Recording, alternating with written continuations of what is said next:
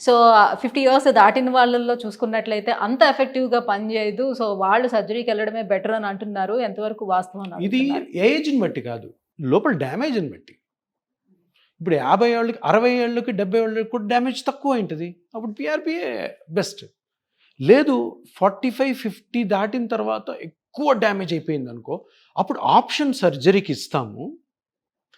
Patient if is not willing for surgery, then again ఇది option అవుతది. First option అదే. మేము కూడా చెప్తాం సర్జరీకి వెళ్ళండి. ఎందుకంటే ఇంత డ్యామేజ్ అయిపోయింది. మీకు ఈ బోన్స్ డీరేంజ్ అయిపోయి, లేదంటే బోన్స్ బెండ్ అవుతున్నాయని ఇస్తాం.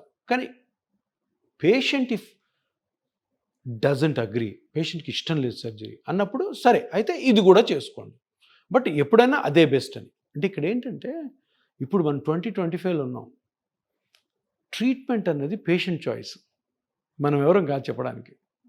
మనం అడ్వైస్ ఇస్తాం. చూడు ఈ స్టేజ్‌లో ఉంది కాబట్టి సర్జరీ అవసరం. ఈ స్టేజ్‌లో పీఆర్‌పీ చేసుకో హ్యాపీగా.